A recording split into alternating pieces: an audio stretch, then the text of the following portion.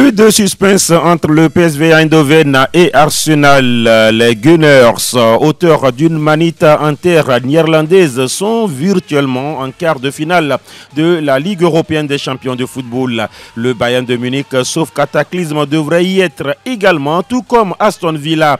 Tout est en revanche encore jouable dans les autres affiches, malgré certaines victoires comme celle du Real face à l'Atlético ou bien sûr celle du Barça chez le Benfica. On fait le point des huitièmes de finale aller de la C1, mais aussi de la Ligue Europa. 9 mois pour Paulo Fonseca, c'est la sanction disciplinaire infligée au technicien lusitanien de Lyon. L'homme paye pour son coup de sang envers l'arbitre du match Lyon-Brest. Sanction exagérée ou logique? Question aux spécialistes. Nous nous intéresserons également à quelques affiches dans les majeurs. Les auditeurs prendront également la parole en fin d'édition. Bonjour, bienvenue sur Sport FM, c'est le rendez-vous du foot européen. PFE numéro 925, mise en onde Olivier Koudjo. La vidéo, c'est l'affaire de l'homme à devant. Je suis Latif Yorouma. Oui, Franck Nouniama, bonjour. Bonjour Latif, bonjour Roméo, bonjour Della, bonjour Elom. Très heureux d'être là parce que it's Friday. It's Friday. Ah, thank God. Oh, yes. Today is Friday. Voilà. Vous êtes sous-marin jaune aujourd'hui? Non, c'est juste une couleur qui m'est passée par la tête ce matin, donc j'y suis rentré. Vous n'êtes pas aussi Yellow Fever, hein? Pas trop, même trop, si c'est un temps de qui est champion à mi-parcours. Pourquoi pas épervier? Pourquoi pas épervier? Bon, épervier, dame, c'est mieux. Hein? Parce que les hommes, c'est facile. Voilà. Et en ce moment, c'est pas ça. Latif, pourquoi vous faites ça? C'est pas bien. Honorable Roméo Mileko, bonjour. Capitaine, ajoutez capitaine. Capitaine général. Voilà. Souvent, c'est quand même. Ouais, n'en déplaise aux autres, hein, ben, ça me revient de droit. Ne m'embêtez pas dans ce pays. Ah oui. Voilà. Donc, bonjour à toutes et à tous. Très heureux d'être encore là. C'est vendredi. La bonne énergie. Voilà, on va rentrer dans le week-end avec beaucoup de punch, beaucoup de belles choses. Donc, on se dit, on va dépenser assez pour aller en gagner encore assez. Surtout que voilà, c'est le jour le plus heureux de la semaine. Hein, yes. Voilà. Vendredi. Vendredi. It's Coffee Day. It's Coffee Day. It's Friday. It's English Day. Master, bonjour. Voilà. J'ai voulu déjà dire bonjour, Noël. En italien. Voilà. Donc, voilà, aujourd'hui, c'est vendredi, le jour des coffees, le jour anglais. Tout me va parfaitement bien aujourd'hui. Le jour des ya également. Voilà. Et donc, salut à toutes et à tous. Voilà. Oui, voilà. Delanov, bonjour. Bonjour Latif, bonjour au plateau, bonjour à toutes et à tous. Il fait éclos ici. Ouais. C'est-à-dire avec lui, désormais, il gagne même en 9 contre 11. Donc, en 9 contre 11. Voilà, ça commence comme cela, justement, Plateau Foot Europe. On va parler, bien sûr, Coupe européenne, en commençant, bien sûr, par le trophée, la Coupe aux grandes oreilles.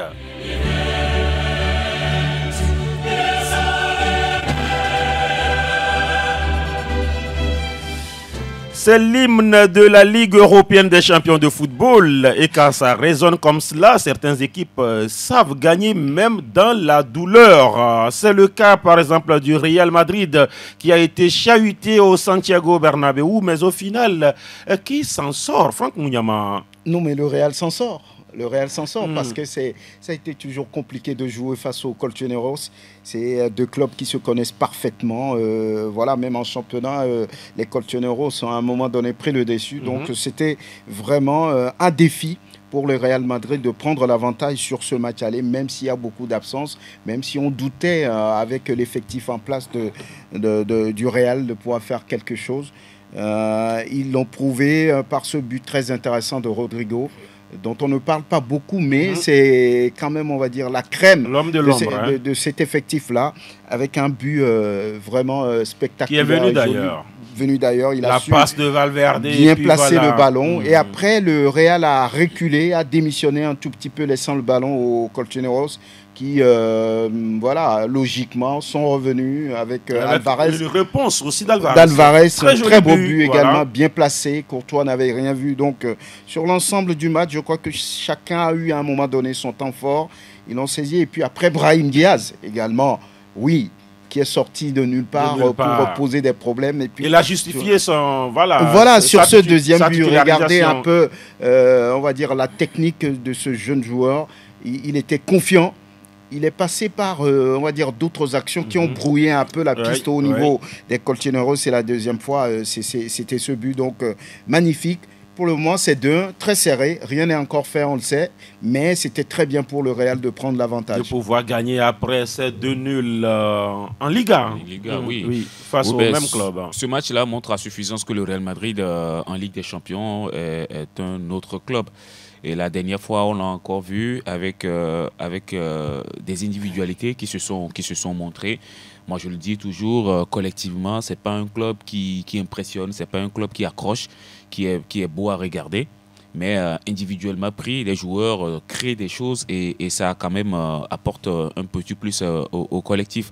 C'est ce qu'on a vu la dernière fois avec ce but de Rodrigo, qu'il s'est un tout petit peu créé lui seul. C'est vrai qu'il y avait de l'espace, il a pris le dos de Javi Galán et Fede Valverde aussi a très bien trouvé l'espace là. Et après, le talent a parlé. Il a crocheté. Clément Langlais, il y a un autre adversaire qui est arrivé, qui l'a mis dans le vent et placé ce pied gauche. Tous les 3 buts de ce match-là étaient très jolis. Et puis quand même, il faut se dire que les 2 joueurs du Real Madrid ont marqué avec le mauvais pied. C'est quand même quelque chose aussi qu'il faut souligner. Et moi, je crois que oui, ça va vraiment se jouer au Metropolitano. Ça va être très, très décisif, très dur. Mais le football se joue à 11 et à la fin, c'est toujours le Real Madrid qui gagne. Ah oui, il ne faut pas parler comme quelqu'un. Hein? Voilà. Suivez mon regard. Voilà. Je suis ton regard. Bon, je n'ai rien dit. Hein? Voilà. Delanov, ça a été serré. Le score est aussi serré. Mais sauf que psychologiquement, c'est bien pour les merengues. Psychologiquement, c'est bien pour le merengue et même bien avant cette rencontre-là, c'est quand même le Real qui avait l'ascendance psychologique parce que, quoi qu'on dise, on est en Ligue des Champions et même les 2 rencontres que le Real a eu à disputer face à l'Atlético cette saison, le Real a toujours mené avant que... Oui, justement. Donc, dans cette rencontre, on a vu tout de suite le Real qui s'est facilité la tâche avec ce très beau but-là de Rodrigo Goes avec son pied gauche. Mais après... Un très beau but également de Julián Alvarez, mais on sent toujours que dans le contenu, ce n'est pas un Real qui est toujours... Atlético qui avait le ballon. Oui, Atlético a eu le ballon. Malheureusement, généralement, c'est le Real qui devait avoir le ballon. C'est curieux, non? C'est vraiment curieux, mais on a vu aussi que cette équipe d'Atlético grandit en matière de production de jeux chaque année. Donc, sur cette rencontre au moins... C'est au Real que ça arrive comme ça, sérieux. Non. Ils sont plus mécaniques, hein, ils jouent beaucoup plus. C'est vrai, ils ont toujours eu cette fidélité-là face à une défense très très solide. Mais dans le jeu, on a vu une équipe qui s'est transformée chaque année. Ce n'est plus cet Atlético-là où on avait 6 défenseurs. On place 2 défenseurs centraux au milieu de terrain comme Gabi à l'époque. Donc, on a vu une équipe qui grandit. C'est dans le même rôle que vous allez voir maintenant Rodrigo de Paul. Il vient juste combler. Rodrigo de Paul, c'est un milieu de terrain. Vous avez Barrios qui joue. C'est quasiment défensif. Mais ce sont des milieux de terrain par rapport à un Gabi. Rodrigo de Paul n'est pas un défenseur central. C'est pas un défenseur, mais c'est quelqu'un dans la posture d'un défenseur. Il joue quasiment défensif et il laisse ça cogne souvent avec lui. Ça compte tellement, mais ce n'est plus à l'époque où des Gabi, des Juan Fran Torres et tous les autres. Mais dans cette rencontre, on a vu... voilà. Toi-même, il faut citer ces noms-là. Ce n'est plus les mêmes joueurs, mais le Real a très bien fait les choses, c'est-à-dire être clinique devant être efficace. C'est vrai qu'on n'a pas forcément vu des joueurs comme Vinicius Junior et puis Mbappé a traversé encore une fois, mais le plus important pour le Real en Ligue des Champions, c'est de toujours remporter la manche aller et aller chercher une qualification au Wanda Metropolitano. Ce sera difficile, comme on le dit, mais pour moi, le Real part toujours avec un avantage. La faveur des pronostics. Alors, Camavinga, ça a été... comme souvent approximatif. Il a fallu l'entrée en jeu donc, de Modric pour essayer d'équilibrer ce milieu de terrain qui n'a pas vu par exemple Ceballos jouer, qui n'a pas vu Bellingham jouer. Camavinga, c'est le seul joueur parmi les défensifs, on peut dire l'autre fois, qui n'a pas été bon. je ne comprends pas. Lorsque Tchouaméni est bien, lui n'est pas bien. Lorsqu'il est bien, Tchouaméni n'est pas bien. Apparemment, ils sont pas faits. Ils ont le même profil, non? Oui, Kamavinga Kamavinga il est un peu plus évolué, un peu plus fin, plus de technique que Tchouaméni, tout ça. Mais après, ils ont quasiment les mêmes techniques et voir que est-ce qu'il se marchait même dessus? Non, parce que Tchouaméni savait quand même rester dans son rôle, défendait très bien et laissait la place justement de Kamavinga, mais on a vu que bon, il était également très agité, il voulait par moment surjouer tout ça et donc ça faisait que c'est brouillon. Kylian, encore une fois, ces derniers temps, il traverse encore des matchs sans avoir réellement d'impact. Et l'autre fois, j'ai envie de dire que Bellingham également l'a manqué parce qu'on voit que Bellingham le trouve beaucoup plus que Rodrigo ne peut le trouver, plus que Vinicius. Oui, cette histoire avec Vinicius, bon, il y a toujours l'ego. Après, ce sont des joueurs qui veulent après tout aller chercher des récompenses individuelles. Ils peuvent se trouver sur des matchs, mais ne nous attendons pas qu'à chaque match, ils vont se trouver. On l'a vu sur cette rencontre. Il y a eu à la 65e minute, Vinicius pouvait le trouver, mais il a un peu tergiversé. Idem pour Kylian également à la 13e, quelque chose comme ça. Et donc voilà, moi c'est Brahim qui m'a impressionné dans cette rencontre énormément. Pour moi, c'était l'homme du match. Après Rodrigo aussi, c'était pas mauvais. Il pouvait l'être tout également, mais Brahim, quand on voit tout ce qu'il a fait, l'intensité qu'il a mis dans la récupération, dans ses courses, en deuxième période surtout, il a assuré vraiment, en tout cas il a saisi sa chance. C'est l'un des joueurs qui au banc au Real Madrid, quand il a toujours sa chance, il ne déçoit pas, il le saisit, même quand il démarre il est bon, même quand il rentre en cours de rencontre il est bon. Après voilà. Si tu peux témoigner. Avec ce qu'il a fait justement, Franck Lugnaman, avec ce que Brahim Diaz a fait, est-ce qu'il complique un peu la tâche à Ancelotti par rapport au 11 de départ pour le match retour? Bon, il part sur, on va dire, un statut de remplaçant. Quand on le considère comme ça, on ne peut pas dire... Même s'il flanque 3 buts dans un match, il a un statut arrêté. Oui, il est remplaçant. Oui, pour moi. Parce que c'est difficile de pouvoir le mettre tout de suite dans le 11 entrant du côté d'Ancelotti, au-delà de ce qu'il montre. Oui. Il y a des titulaires confirmés. Brahim Diaz n'est pas un titulaire confirmé. Donc, ça n'enlève rien à la qualité, à la technicité de ce joueur-là. Il a prouvé la dernière fois face à une équipe très compacte qu'est l'Atlético. Vous vous souvenez que dans le jeu, il a mis, on va dire, de la poudre aux yeux à des joueurs. À un moment donné, il s'en est sorti dans un groupe, dans une forêt de gens. Et c'est la même chose qu'il a fait. Un geste très technique. C'est la même chose qu'il a fait pour marquer ce but de victoire. Donc, avec des joueurs favorables. C'est un joueur très intéressant. Si j'allais dire, l'Espagne, à un moment donné, a lutté face au Maroc pour avoir un tel joueur, vous comprenez un peu ce que c'est. Donc, aujourd'hui, malheureusement, il n'a pas le statut de titulaire confirmé au Real, mais il peut l'être. Il peut l'être, ça dépendra de Carlo Ancelotti. Après, l'Atlético, on parlait tout de suite de l'Atlético. Et je rejoins un peu de là. L'Atlético, depuis un certain moment, ils ont évolué.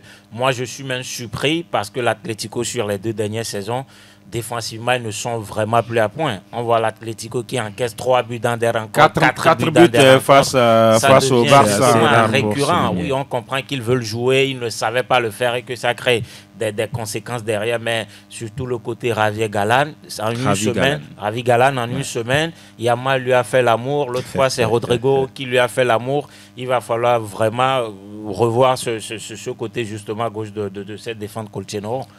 Non, voilà, on verra. Oui, 30 secondes. Après tout, ils ont quand même des arguments. C'est vrai, je suis d'accord avec vous par rapport à l'évolution, parce qu'après tout, vous allez vous rendre compte que même en défense, entre-temps, ils avaient colmaté quelques brèches avec les Axel Witsel, qui n'étaient pas des défenseurs, mais qu'on a transformés en tant que défenseurs. Ça veut dire que l'Atlético a un peu souffert dans ce secteur-là. Mais depuis, Jiménez est revenu.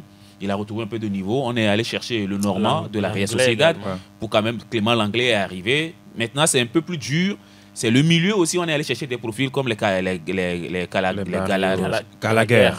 de Chelsea et tout ça. Là maintenant, l'Atlético a retrouvé quand même sa philosophie de bien défendre Mais je pense que c'est au niveau maintenant de celui-là qui va produire le jeu. Griezmann est un peu en dedans et ça le porte un peu préjudice. Il ne va pas être bon à tous les matchs. Puisqu'on parle des clubs espagnols, on va enchaîner avec le Barça qui, même à 10, qui gagne. Ça fait 1-0 pour le FC Barcelone de la Nord. Ben, je crois que les supporters benfiquistes à un moment donné devaient lapider Rafinha, quoi. Parce que il a déjà fait le coup il y a 1 mois et demi lors de la 8e journée des phases de groupe. Oui, lors de la saison régulière, et il a encore récidivé cette fois-ci, encore dans le même stade. Mais dans la rencontre, il faut dire, c'est vrai que le Barça a gagné, mais tout n'est pas parfait. Il faut féliciter surtout Chesney, qui a fait un match monstrueux également. Si on peut parler d'Alisson Becker quelque part. Il faut aussi parler de Chesney, qui a fait un match exceptionnel la dernière fois. Et pendant que s'il n'est pas sur un ballon, il y avait des attaquants de Benfica qui se mélangeaient tout simplement les pinceaux. Mais félicitations quand même au Barça, même à 10 contre 11. Depuis la 22e minute, Kourbassi a été expulsé. Voilà. Mais ils ont eu en tout cas cette maestria-là de pouvoir garder le ballon. Même à 10 contre 11, c'était le Barça qui avait la possession. Ils ont déroulé et ce but-là est arrivé pour concrétiser un peu cette domination. Je suis un peu déçu pour Benfica. Ils ont aussi tenté les choses, mais malheureusement, ça n'a pas marché cette fois-ci. Tout va se jouer encore à Montjuic, même si c'est au match retour, c'est un petit but à 0. Un petit but, mais qui est important pour le Barça.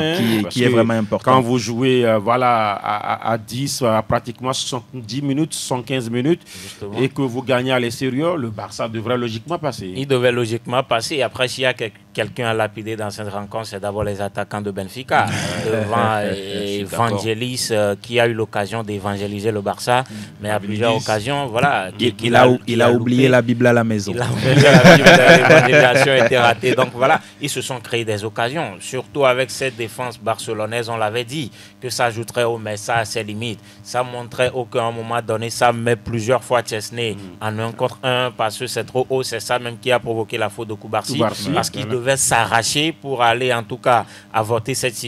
Il a eu ce carton rouge. Donc Benfica a été vraiment inefficace dans cette rencontre. Et s'ils ont été efficaces, je pense que ça aurait fait plus mal au FC Barcelone. Voilà, l'attaque Lewandowski, toujours. Ça fait un peu pour Lewandowski. Il n'est plus impactant. Moi-même, quand on changeait. Mais il est le meilleur buteur de la Liga. Oui, bon, c'est là où tu te demandes que font également les autres attaquants en Liga. On n'apprend pas un vieux singe comment faire des grimaces. Non, je suis vraiment malheureux pour les benfiquistes. Ils méritaient quand même de gagner un tel match lorsque vous voyez le déroulement du jeu.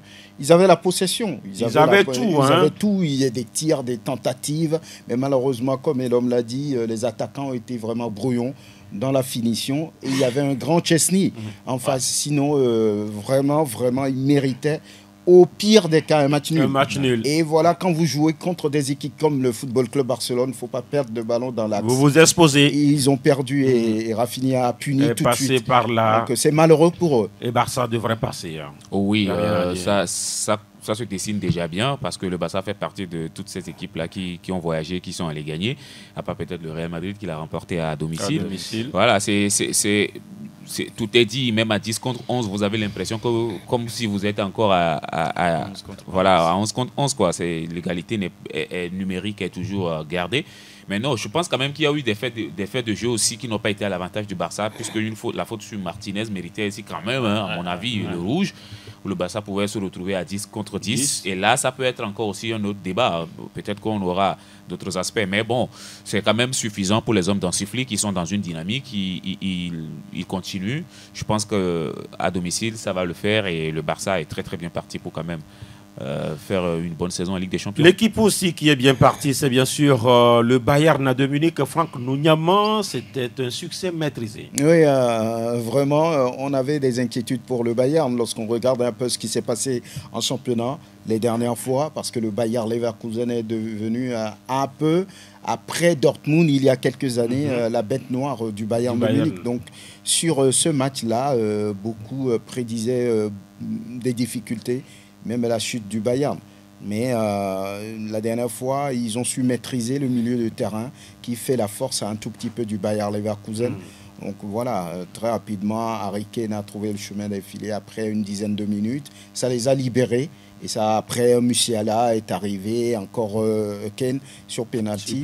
3-0 sur un tel match, ça fait un peu une surprise. C'est plié, non? Oui, bon, plié, oui, on peut le dire dans une certaine mesure, mais il y a encore un match à jouer parce que Leverkusen va tout tenter. Mais je me dis que, bon, je ne veux pas dire plié, mais je veux dire c'est fait. Est-ce que, voilà, oui. Après, Xabi Alonso, il fait de très bon travail depuis qu'il est arrivé là-bas. C'est sa première défaite face au Bayern, depuis qu'il est arrivé. Oui, et je veux qu'il reste sur ce qu'il fait en fait. Il ne faut pas qu'il dévie pour aller sur cette imbécilité des coachs espagnols qui veulent toujours faire du génie. Fait des choses pas possibles histoire de montrer qu'il est le génie. Comment est-ce que tu avances vers le Bayern? Il le fait déjà quelques moments. Tu avances pour jouer le Bayern en Ligue des Champions et tu démarres sans Patrick Schick, tu démarres sans Boniface, tu mets ton gardien réserviste qui depuis le début de la saison n'a fait que 5 matchs et ces 5 matchs t'ont justement coûté et tu mets le titulaire au banc. On n'a vraiment pas compris. Pourquoi il a fait cela? C'est justement ça. Comment les pistes. Ce qu'il veut faire, leur mentor Guardiola, à un moment donné, lui-même, il s'est rendu compte que jouer 109, c'est vraiment une connerie. Luis Enrique s'est rendu compte que c'est une connerie. Maintenant, si c'est maintenant toi... Pas Luis de la Fuente qui n'a pas encore reconnu. Justement, et Arteta également ne l'a pas reconnu. On voit que ça peine avec Arsenal. Donc, si c'est maintenant toi, tu veux aller sur cette voie qui est déjà périmée, sur laquelle les gens quittent, on ne comprend pas. Et puis, Mukele aussi était en difficulté vraiment dans cette rencontre. Il a montré la poussière face à Coman justement et Davis il pouvait le sortir après le premier carton jaune mais il l'a pas fait et à l'arrivée il a eu ce rouge qui a pénalisé l'équipe. Je pense que il s'est totalement planté sur ce match et cette défaite moi je peux le lui attribuer ça. Harry Kane qui rejoint Guirassy au tableau des meilleurs buteurs. Oui, ça fait 9 je crois. Non, il est à 9. Il a plutôt rejoint Robert Lewandowski qui a été muet sur cette manche allée. Non, on comprend. L'avocat de Guirassy est là. Non, c'est Guirassy même qui est là.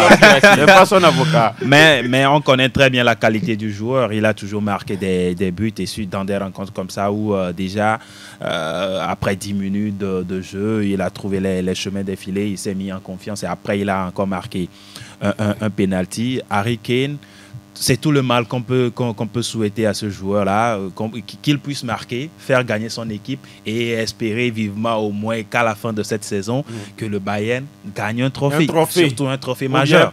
Qu'il gagne un trophée. Oui. Parce que le Bayern en gagne tout le temps. Voilà. Oui, mais cette fois-ci avec Harry Kane, quoi. Qu'il gagne un trophée. Je sais que ça va être très compliqué en Ligue des Champions. Que le Bayern aille chercher. Avec le Bayern contre Tottenham, non? C'était quel trophée? Est-ce que tu connais le nom du trophée? Mais pour Harry Kane, pour ce qu'il est, pour ce qu'il a montré tout au long de sa carrière, ce n'est pas rien pour qu'il gagne enfin un trophée, avec le Bayern. Avant de parler de Paris Saint-Germain, Liverpool, rapidement un mot sur Arsenal qui est déjà le premier qualifié pour les quarts de finale. Oui, ça c'est clair. La dernière fois, ils ont trouvé une équipe de retour en même temps. Oui, ils ont fait l'aller-retour. C'était clair. Les hommes de Mikel Arteta se sont bien comportés dans ce match-là. Moi, déjà, après le 4-1, j'ai zappé. Je suis allé sur autre chose parce qu'on sentait véritablement qu'il n'y avait plus d'équipe. Eindhoven est un qualifié par défaut de 8e? Non, je ne dirais pas. Ils ont mérité leur qualification. Ils ont fait de très belles choses. Après, il y a beaucoup de blessés. Oui, après, il y a beaucoup de blessés. Au moins 13. Et puis, Peter Bosz n'avait quand même pas le choix. Il était dans une situation très compliquée. Et là, c'était... C'est Van Persie maintenant, non? Non, Van Persie, c'est Feyenoord. C'est Feyenoord. Van Persie, c'est Feyenoord. C'est Peter Bosz. Et là, avec 13 blessés, vous perdez presque la moitié. Ils ont failli prendre 13 buts alors. Des titulaires. Et même si Arsenal décidait de jouer ou bien de ne pas aller sur cette rencontre et que Feyenoord gagne sur tapis vert, ça nous rappelle une histoire au Togo. Ça nous rappelle l'histoire au Togo. On va parler maintenant de ce match-là. C'était le match. Hein. Il y a eu des matchs, mais c'était le match. Ouais.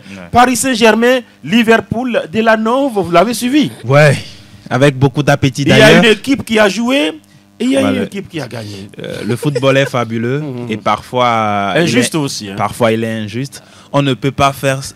En tout cas, on ne peut pas dérouler dans une rencontre comme ça et à l'arrivée perdre. Malheureusement, ce n'est que dans le football que cela peut arriver sur une action comme cela. Est-ce que ça peut arriver? Non, peut-être. Non, mais peut-être. Il y a la même situation face à Newcastle. Il y a cet aspect. Il y a cet aspect. À l'Atlético aussi. Justement. Il y a cet aspect qu'on ne peut pas occulter. On va écouter Delano. Mais en même temps, il faut le dire. Qu'est-ce qu'on peut reprocher peut-être à ce PSG dans cette rencontre? Peut-être l'inefficacité. Donc il y avait une chose à leur reprocher. Parce qu'il y avait l'inefficacité. Être mauvais devant les buts. Hein. Oui, ça, ils ont tiré 27 fois au but sans marquer. Contre un tir Liverpool. Et puis ça fait but derrière. C'est difficile de pouvoir l'accepter, mais en même temps, je crois que Liverpool est bien parti pour être qualifié parce que Liverpool ne fera pas le même match à domicile, surtout qu'ils seront à Anfield Road. Ils ne vont pas marcher seuls. Ils ne vont pas marcher seuls à Anfield Road. Malheureusement pour le PSG, mais est-ce qu'ils sauront réellement faire encore une telle prestation et surtout qu'il ait de l'efficacité devant Anfield Road? Ça sera très difficile. La question est bien là. Mais sur cette rencontre-là, franchement. Comment est-ce qu'on peut dominer? L'inefficacité n'y était pas au bout. Et moi, ce qui m'a... L'efficacité plutôt. L'inefficacité était bien au rendez-vous du côté des Parisiens. Et prends ce que tu veux. Hein. Dembélé, tu sais que même sur le côté, si c'est but vide à 3 mètres, tu rates. Il s'est curieusement retrouvé sur le côté dans ce match-là. Pourtant, tu as Varaskelia, Barcola qui il a dézonné où c'est là où on l'a mis sur ce match. Non, est-ce qu'on lui a... Déjà, il y avait Varaskelia et Barcola sur les côtés. On ne pouvait pas lui demander d'aller rester avec eux. On va forcément... Il a fait pourtant des misères. C'était des phases de jeu. Il était bien collé à la ligne. Mais pourtant, il n'y avait personne au centre. On a vu surtout en deuxième période, il y a eu beaucoup de centres qui ont passé, mais personne pour les couper. Et donc, ça, sincèrement, c'était pas bien. Si Donnarumma, pendant tout le match, tu as un gardien en face qui fait tout le travail qu'il fait, toi, le seul travail que tu as à faire. C'est-à-dire, on a un gardien, il est long, mais on a l'impression que quand il sort le bras, il devient court. Et on ne comprend pas. Et sur cette frappe, oui, la défense également, mais Donnarumma, ça a manqué de concentration sur cette action. Et à l'arrivée, moi, est-ce que le football est injuste? Moi, je dirais non. Si vous marquez, vous marquez. Qui est injuste, en fait, envers eux? C'est eux-mêmes qui n'ont pas été efficaces, qui ont eu un Liverpool qui n'était pas dans sa forme. C'est un chat, ce Liverpool. C'est un chat, ils pouvaient le tuer, mais ils ont loupé cette occasion. Comme l'a dit Roméo, ça ne peut qu'arriver au PSG qui répète ça à chaque fois. On a l'impression que psychologiquement, ils n'ont pas encore vaincu ce signe indien qui leur fait défaut depuis un certain moment. Alors, Franck Lounyama, est-ce que vous avez une fois vu un Liverpool aussi mauvais comme celui de la dernière fois? Sur ces dernières années, non. Ils ont complètement déjoué. Je ne veux pas dire que... Même United n'a jamais été l'enjeu était plus fort qu'eux. C'est des joueurs de très haut niveau. Je ne sais pas ce qu'ils avaient comme pression la dernière fois. Salah, non. Alexander, tous les jours, et puis toute la ligne offensive de Liverpool était vraiment inexistante. Je n'ai pas compris. Bon, je me dis peut-être ils ont joué sur la réserve et mettre le turbo à domicile, mais c'était mauvais à voir. Le Paris Saint-Germain a tout donné, a dominé le match, a pris le match à son compte, a fait le jeu qu'il fallait, sauf que il leur manquait ce réalisme-là, il leur manquait cette efficacité devant pour Barcola, Doué et les Mendes et tout ce qu'il y a. Malheureusement pour eux, je veux dire que ça en est terminé. Ce pari qu'on a vu l'autre fois ne devrait avoir peur de personne. Sauf qu'à eux-mêmes peut-être.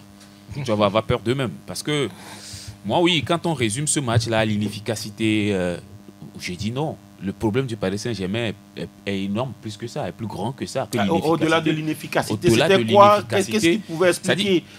Latif, on peut faire un petit exercice. Hein. On met Alisson à la place de Donnarumma et on met Donnarumma à la place d'Alisson. d'Alisson. Le Paris Saint-Germain laisse allait quand même s'en sortir. Peut-être 7-0. Allait finir ce match-là avec au moins 3-0. Au moins 3-0. Alisson a fait 9 arrêts dans ce match. Donnarumma n'en avait qu'à faire un seul. Il ne l'a pas fait. Il ne l'a pas fait. C'est-à-dire que ça montre combien de fois des grands clubs, même s'ils sont dans la difficulté, il y a toujours un grand joueur, il y a toujours quelqu'un qui peut sauver. Ça, c'est ce qu'on appelle un grand club.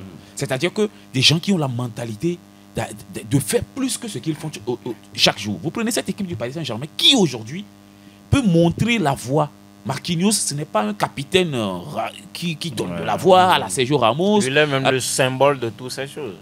Vous prenez le Paris Saint-Germain, c'est le club qui a été éliminé après avoir gagné 4-0 à domicile. Ouais. Par le FC Barcelone, on se rappelle. Face à Newcastle, face à l'Atlético, ils ont dominé, ils ont perdu. La saison dernière, on dit ouais, on a fait 6 poteaux face à Dortmund, mais c'était le plus beau match du Paris Saint-Germain en Europe. Ben, ce discours-là, quand ça doit revenir chaque année, vous ne faites pas grandir vos joueurs.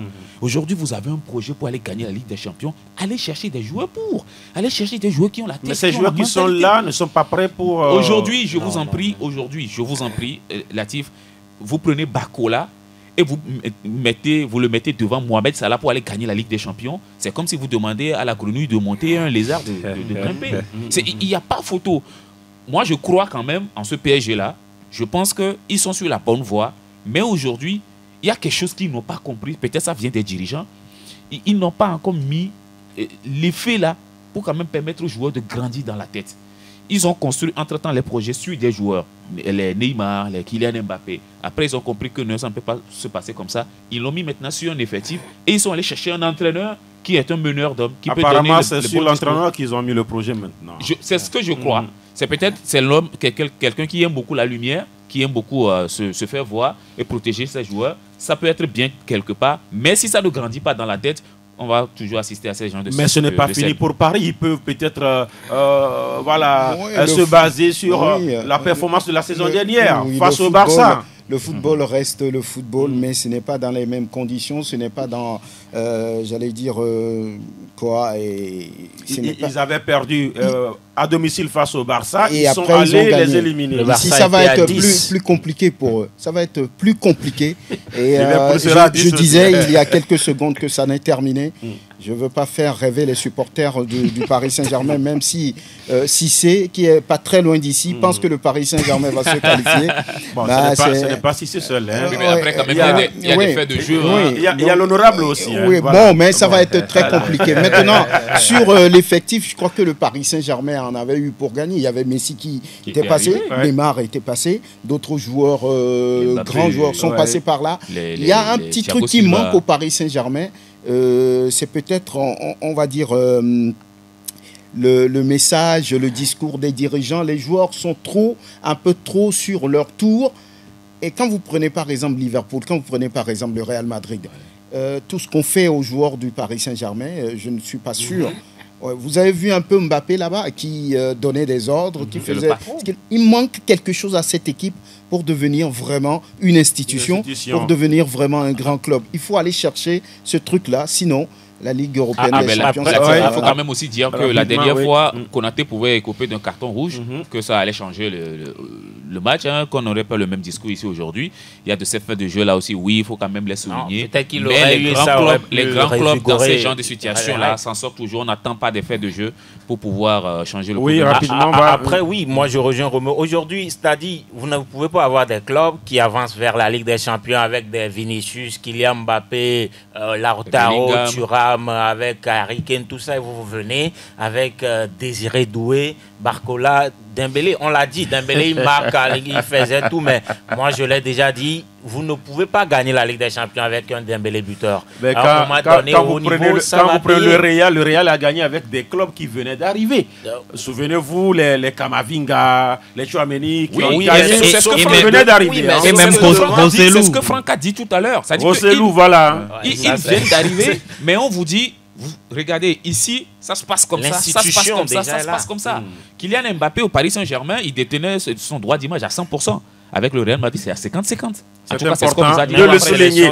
On va également rappeler que le club Bruges a perdu face à Aston Villa.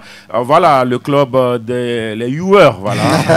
les joueurs sont bien partis pour rejoindre les quarts de finale. Et puis un très bon résultat aussi pour Lille. Rapidement, Lille qui tient un échec Dortmund partout. Malheureusement, je suis un peu déçu pour Lille parce que dans cette rencontre-là, Lille devait sortir avec une victoire. Parce qu'on n'a pas vu un Borussia Dortmund qui avait envie de gagner cette rencontre-là. Techniquement, c'était vraiment faible, c'était flou, on n'a rien vu de la part des jaunes et noirs, c'est vrai. Karim Adeyemi a marqué un bon but, mais après, on n'a rien vu. Serhou Guirassy, il a été muselé tout simplement. Même la défense du Borussia Dortmund avec les Klosterberg, Emre Can, qui est un papy aujourd'hui, il n'a plus ses jambes-là pour pouvoir courir.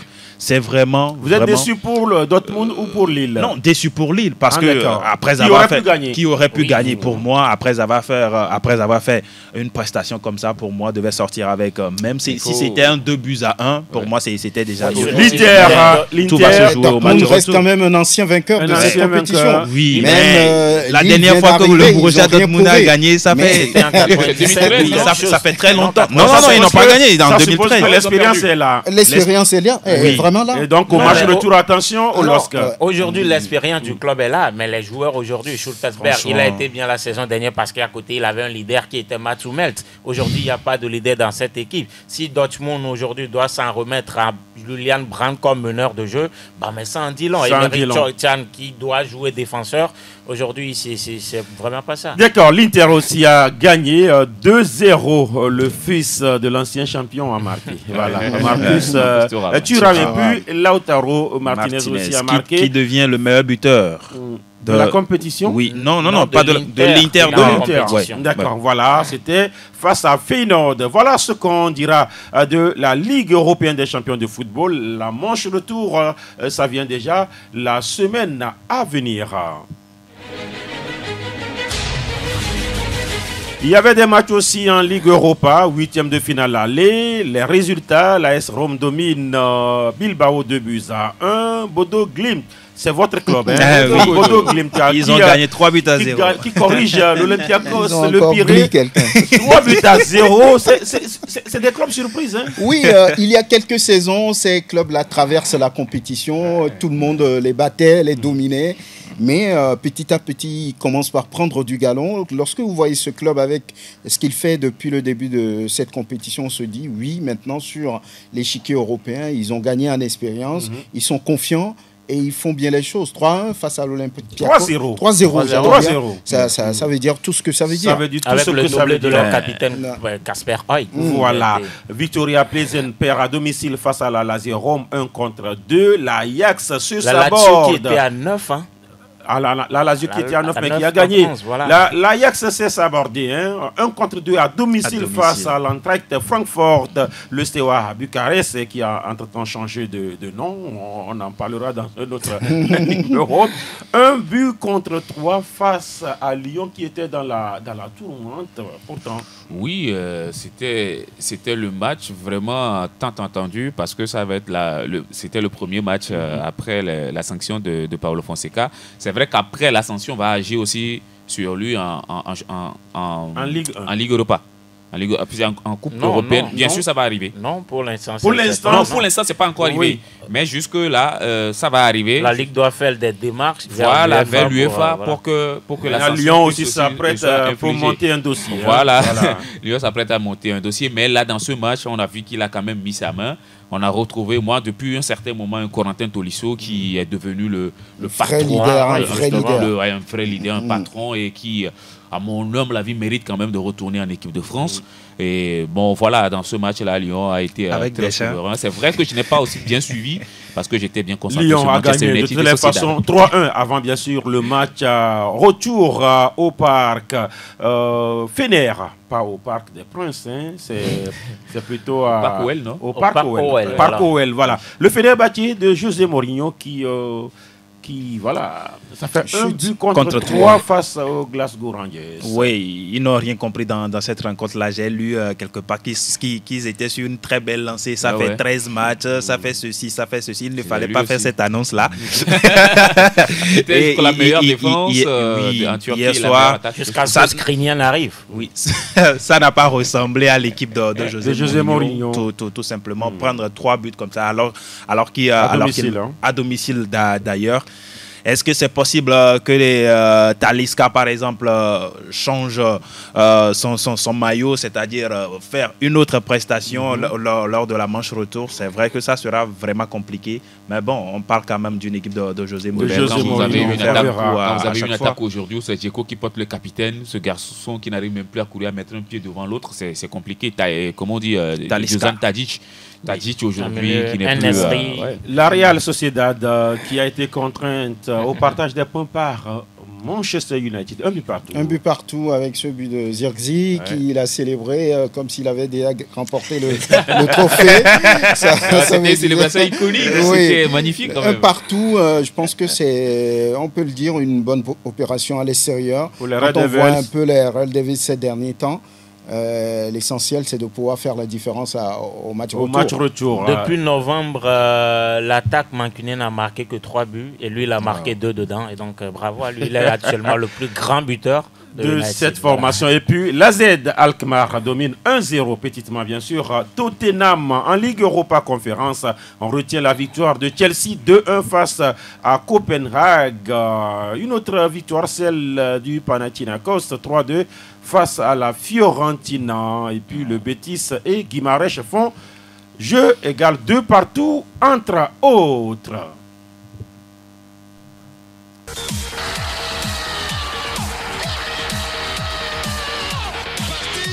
On a parlé de ce coup de sang de Paulo Fonseca qui prend 9 mois. C'est trop lourd ou c'est logique, Roméo? Je pense que c'est trop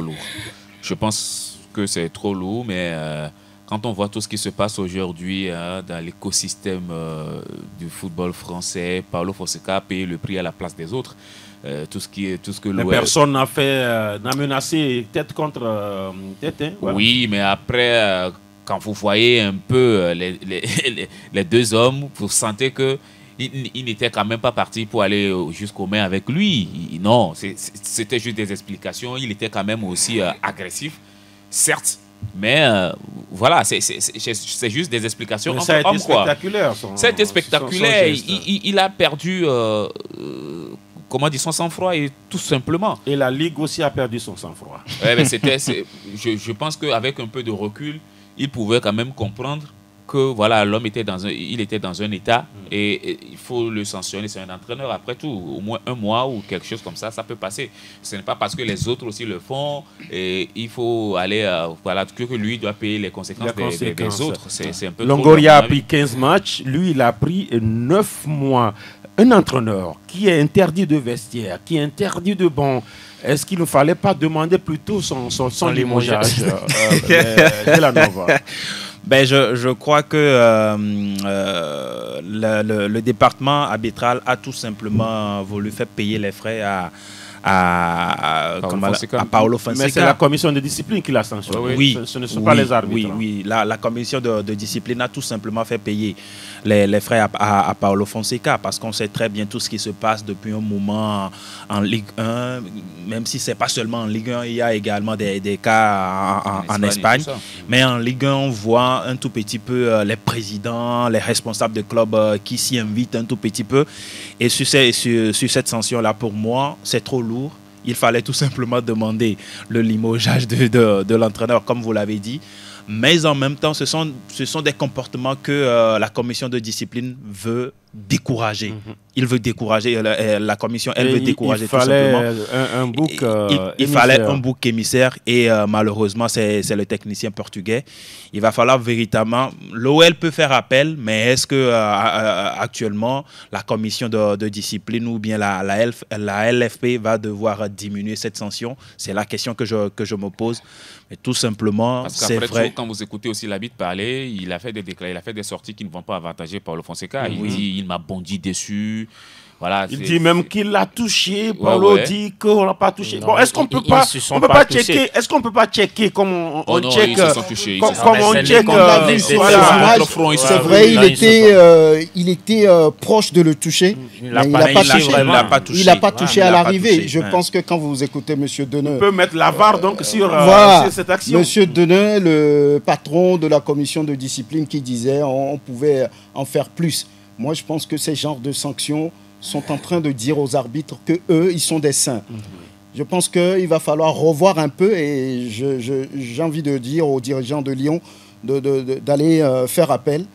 J'ai aimé leur comportement, les joueurs, le patron président, même, qui a dit oui. Je soutiens. On dit souvent une faute avouée à moitié pardonnée. Il a dit qu'il regrettait vraiment. Il a envoyé un courrier. Voilà. D'excuses aux arbitres. Voilà, et au-delà de ça, on est parti lui flanquer 9 mois. Ça fait suspension jusqu'au 30 novembre. 30 novembre, comme vous le dites, il fallait demander au club Lyon de le limoger. Donc je pense que c'est trop. C'est trop comme sanction aujourd'hui. Et il s'est bien moqué d'eux. Quand il arrive à la conférence de presse, il s'est mis en Zoro. C'est trop comme sanction. Quand j'écoutais l'entraîneur de Roland Courbis, qui dit que c'était pas possible. On pouvait lui mettre 1 an avec sursis. Et là, ça lui met plus de pression. Mais 9 mois, je pense qu'ils se sont oui, vous dites que si c'était vous, ça allait être 18 mois peut-être? Non, c'est pas ce que je veux dire. Non, là où je ne suis pas d'accord avec Franck, quand il dit qu'on prend les arbitres un peu comme des saints et tout ça. Non, mais même si peut-être ils sont des diables, ça n'excuse pas le comportement de Paulo Fonseca. Certes, c'est des gens qui sont là pour trancher, pour donner leur avis. Ça peut ou ne pas vous plaire. Mais tout le monde a dénoncé le comportement, sauf que la sanction est exagérée. Oui, la sanction est exagérée, mais je crois que la sanction a suivi peut-être le comportement aussi. Il faut pas... La sanction, elle est lourde, certes, on sait, mais quand vous voyez l'état dans lequel Paulo Fonseca était la dernière fois, ça faisait peur. Et un monsieur, quelqu'un qui a une famille aussi, qui se fait menacer sur un terrain comme ça, quand la vous avez vu une fois, oui, bien son comportement, j'ai jamais dit ça, mais c'était disproportionné. Si tout le monde le dit, c'est que c'est ça. Mourinho, une fois, a quitté son banc en courant. Voilà. De l'action. Oui, je me souviens très bien de cette action. Il y a même le sticker qui traîne parfois. Donc, voilà. Moi, sincèrement, c'est du n'importe quoi. Cette sanction, c'est de l'exagération. Récemment, il y a 1 mois, on a vu un coach qui a traîné un joueur par terre, mais on ne l'a pas autant sanctionné. Bon, après, on peut tout me dire, les arbitres sont sacrés. Ben, les joueurs aussi sont sacrés. Il n'y a pas d'arbitre sans joueur. Mais je pense qu'on trouvera une solution, même s'il n'y a pas les arbitres, pour arbitrer toujours un match de football. Des fois, on joue sans arbitre. Sans arbitre. Voilà. Donc aujourd'hui, dans les matchs gaillards. Justement. Aujourd'hui, on peut nous dire, oui, c'est un éducateur, c'est un formateur, il est un exemple. Bon, mais les arbitres aussi qui font du n'importe quoi sur le terrain sont aussi des exemples que les enfants voient. Oui. On a aussi des enfants qui aspirent à devenir arbitres. Et donc, quand les arbitres passent tout le temps leur temps fait des conneries, aujourd'hui, on a malgré l'assistance vidéo, l'arbitrage revient. Ouais, mais qu'est-ce que vous appelez conneries? Non, mais Roméo, ils font des erreurs. On peut comparer à des conneries. D'accord, quand vous dites qu'ils font des erreurs, mais ne dites pas qu'ils font des conneries. Parfois des conneries. Fonseca aussi, c'était une erreur. Il a reconnu. Oui, Fonseca, c'est une erreur. Mais là, c'est quoi? C'est parce que quelqu'un a commis une erreur que toi aussi, tu es dans l'erreur. Si on devait peut-être sanctionner l'arbitre parce qu'il a commis une erreur, oui, ben vous allez voir que la commission de discipline va prendre des dispositions. On a interdit à certains arbitres aussi d'officier pendant une saison. On a interdit aux arbitres de ne pas officier pendant... Pour lui, ça fait 2 saisons. Hein. Ça fait 2. Oui, et l'autre saison qui se lève. C'est pas parce que vous vous sentez victime de la décision d'une arbitre que vous devez vous comporter d'une façon... Pour vous, la sanction est logique? Non, je ne dis pas que la sanction est logique. Parce que le débat, c'est cela. Oui. C'est logique ou exagéré? C'est exagéré dans la sanction. Dans ce cas, vous rejoignez les autres. Hein? Oui, je les rejoins. Mais ça ne veut pas dire que c'est parce que les arbitres sont des diables ou ils font des conneries. Ils sont des diables. Ça arrive. Ils font des erreurs, ils sont des hommes. Donc on va évoluer. Ceux qui font sur les arbitres, on ne va pas toucher aux arbitres.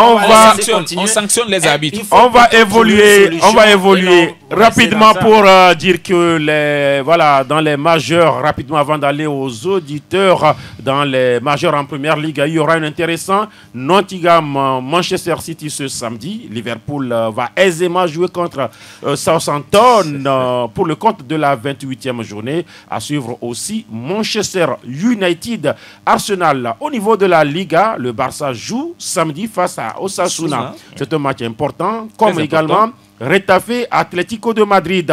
Il y aura Real Rayo Vallecano. En Série A, il y a des matchs intéressants, comme par exemple la Juventus 4e qui jouera contre l'Atalanta 3e. Le Napoli qui reçoit la Fiorentina. Et puis voilà, le duel des extrêmes entre le leader l'Inter contre la Lanterne Rouge Monza. Au niveau de la Bundesliga, Mönchengladbach reçoit Mayence pour ouvrir la 25e journée ce vendredi. Derrière, samedi, il y aura Bayer Werder, Bayern Bochum. Et puis en France, on aura aussi un très intéressant Nice-Lyon pour le compte de la 25e journée, sans oublier Rennes-Paris Saint-Germain. Voilà ce qu'il faut retenir de quelques affiches au niveau des majeurs. On va faire place aux auditeurs maintenant. Plateau Foot Europe, le coin des auditeurs. Le coin des auditeurs. Beaucoup de choses se sont passées. Fonseca, il y a eu la victoire du Barça, la victoire du Real. Voulez-vous mouiller sur quel sujet? Allô? Allô, oui, bonjour Latif. Bonjour Innocent. Le taximan. Le taximan, le mancunien. Le mancunien. Et si jamais on ne rapporte pas cette Ligue Europa, donc Manu doit faire la saison prochaine sans l'Europe. Vous devrez changer de nom, hein, comme le Steaua Bucarest également. Mais c'est incroyable. Bon, donc moi je promets une victoire de Manu, le retour, pour voir le devant. Mais pour l'arbitre, question, mais Fonseca, mais tu n'as jamais vu, moi, depuis que moi je vois le football, ça fait longtemps, hein, mais moi je n'ai jamais vu cette action. Bien sûr qu'il n'a pas touché l'arbitre, mais l'action faisait peur. Vous n'avez jamais suivi un match au village? Là-bas, on frappe les arbitres. Même chez moi, là-bas, on va jouer dans le village, mais on n'a jamais vu ça passe comme ça. Et donc, on a abonné rien. Bon, donc, merci à vous, Innocent. Il doit se faire protéger, c'est pourquoi l'essentiel est lourd. D'accord. Merci à vous, bien des choses à tous. Moi, j'accepte les arbitres. D'accord. L'essentiel là va les décourager pour que un entraîneur comme ça, mais professionnel. D'accord. On vous a écouté, Innocent, le taximan. Merci. Bien des choses à tous les taximens. Allô? Allô, bonjour. Oui, bonjour, c'est monsieur? C'est monsieur Pana, je vous appelle de Zangara. Monsieur Pana, nous vous écoutons. Moi, je suis madrilène, mais aujourd'hui, je donne carton vers Paris Saint-Germain et Benfica Lisbonne parce qu'ils ont fait des bons jeux l'avant-hier. Mais ça m'a paru bizarre. On les a gagnés. Peut-être leur marabout a manqué quelque chose. Monsieur Pana, on dit souvent l'objectif du jeu, c'est le but. L'objectif du jeu, c'est le but. Oui, ils ont manqué ça. C'est ça qui m'a fait bizarre. Ils ont fait de bons jeux. Voilà. Non, s'ils n'ont pas marqué, ils n'ont pas fait de bons jeux alors. Hein. Il faut marquer. Non, vous n'avez pas vu le jeu. Ils ont fait de bons jeux. Vraiment, ils ont marqué. Mais à la fin, badaï, comme on le dit. Hein. mais Liverpool n'a pas fait un jeu. Et ça, ils ont bricolé seulement. Le jour-là, ils ont bricolé sur le terrain de Paris Saint-Germain. D'accord. On verra ce que ça va donner le mercredi prochain pour le match retour. Real Madrid, ils vont gagner, ils vont foncer. Ils vont encore prendre Champions League. D'accord. Merci à vous, monsieur Pana. Allô? Allô? Oui, c'est monsieur? C'est Django le Madrilène. Django le Madrilène. Vous avez eu chaud l'autre fois. Ah, ça a été toujours comme ça. Hein. Dominé. L'arbitre ne suit pas l'affaire, le match n'est pas terminé. Ça. Vous êtes comme des Indiens. Vous faites toujours la guerre au soleil couchant. Ah ouais, c'est ça. Maintenant, le match retour, ça dépend de Carlo Ancelotti. Ça dépend de ses choix. C'est ça. D'accord. S'il veut que le Real gagne, le Real va gagner avec ses choix. D'accord. Mais je suis madrilène, mais je félicite le Barça. Je de le plaisir. D'accord. Pour son jeu.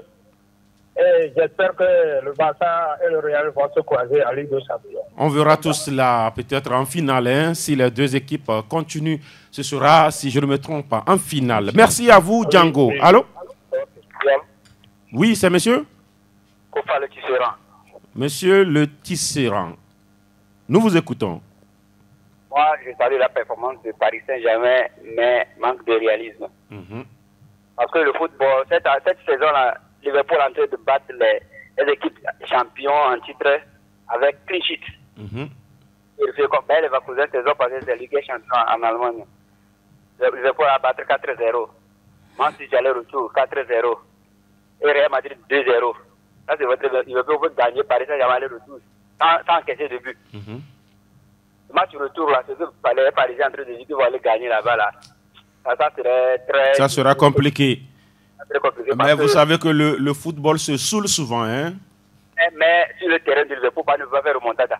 Impossible. D'accord. On va vérifier tout cela. C'est mercredi seulement, hein? C'est dans quelques jours. Merci à vous, le Tisserand. Allô? Oui, allô? Bonjour. Bonjour, c'est monsieur? C'est Faustin, le Madrilène depuis Asraman. Faustin, le Madrilène. Nous vous écoutons. Je veux dire, si, d'après ce que j'avais vu de Liverpool face au PSG la fois dernière. Allô? Oui, nous vous écoutons. Si Liverpool ne remonte pas le niveau de son jeu en Ligue des Champions par rapport à ce que nous avions vu la fois dernière, le Real Madrid est encore bien parti pour chercher ça. Vous faites des analyses croisées alors, hein? Parce que Liverpool joue contre Paris, hein? Il ne joue pas contre le Real. Oui, il voit un grand Real dans la saison là, je pense que le Liverpool est bien parti pour chercher se trouver par rapport à sa saison, mais ce que nous avons vu la dernière fois, il veut encore donner la chance au Real de Madrid. D'accord. On vous a écouté, Monsieur Faustin, bien de choses à toute votre famille. On va en rester là. Et puisque c'est vendredi, on se souhaite quoi, Roméo? On se souhaite un très bon week-end, on se souhaite l'argent, on se souhaite la santé et on souhaite à ce qu'on se revoie lundi prochain en très bonne forme. Avec Noël de Souza qui sera bien là lundi. Voilà, empêché ce matin. Noël, bonjour à lui. Oui, dès la norme, on se souhaite. On va tout simplement se souhaiter un très bon week-end avec des affiches ici et là. Manchester City qui sera face à Nottingham. De mon côté, je crois que la Juventus et puis l'Atalanta vont... Il y a Como qui reçoit Venezia. Voilà, a priori, ça devait passer pour... Bochum aussi joue ce week-end. Bochum joue contre le Bayern. Voilà.